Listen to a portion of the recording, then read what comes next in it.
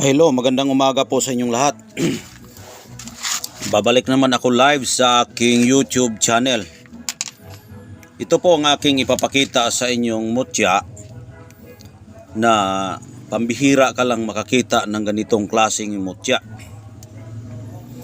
Kung ito ay ipagkaloob sa iyo at kapag ikaw ay mayroon ka ng kaibigan na hindi natin makikita, saka ka na pagbigyan ng kalikasan na kanilang mga nagbabantay sa bato o mutya.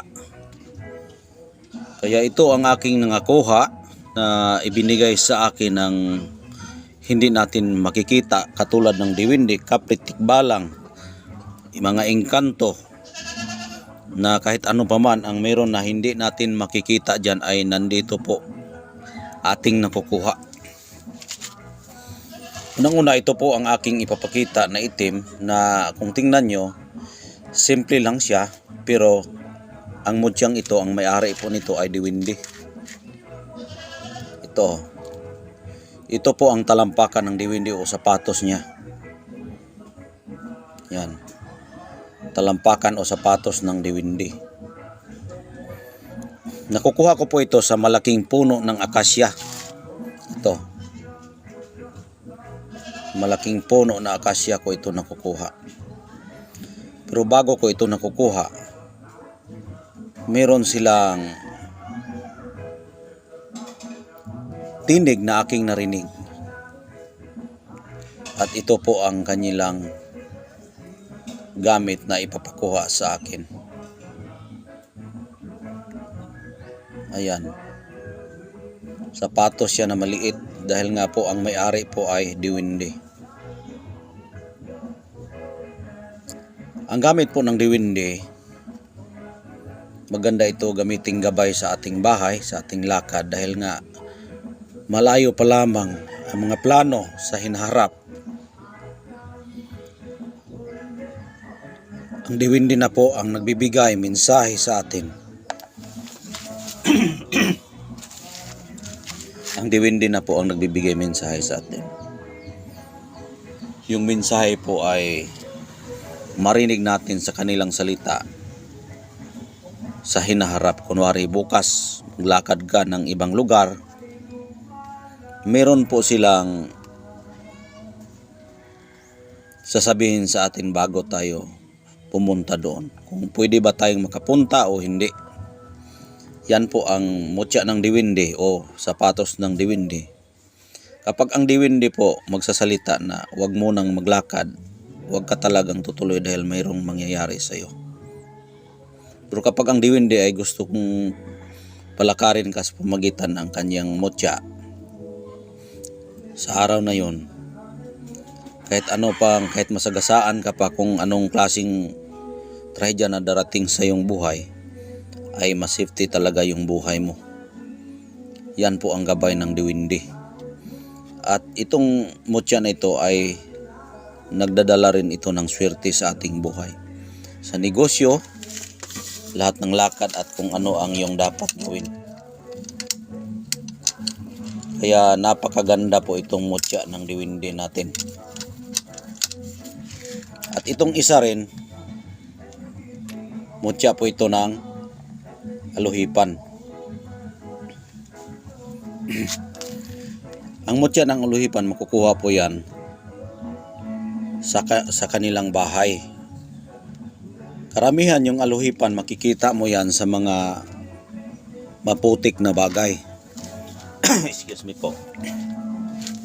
Mapuputik po na bagay, makikita mo ang mga mutya ng aluhipan dahil dyan po sila nakatira. Yung mga malalamig na lugar, yung mga liblib na lugar, minsan dyan mo makikita yan sa mga lata na mga dahon, mga putik na malalamig, may mga tubig-tubigan, dyan mo yan makikita. At ito ay tsamba na nakikita natin dahil nga po ay ito ay binubuhat-buhat ng malalaking ulihipan, itong kanyang mutya. Ang purpose din sa mutya ng aluhipan, maganda ito sa proteksyon. At maganda ito sa kilos lahat ng lakad.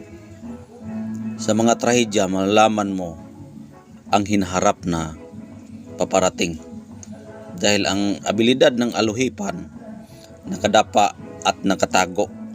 Kapag ito ay maipit mo, makamandag rin ito kapag ito ay makakagat.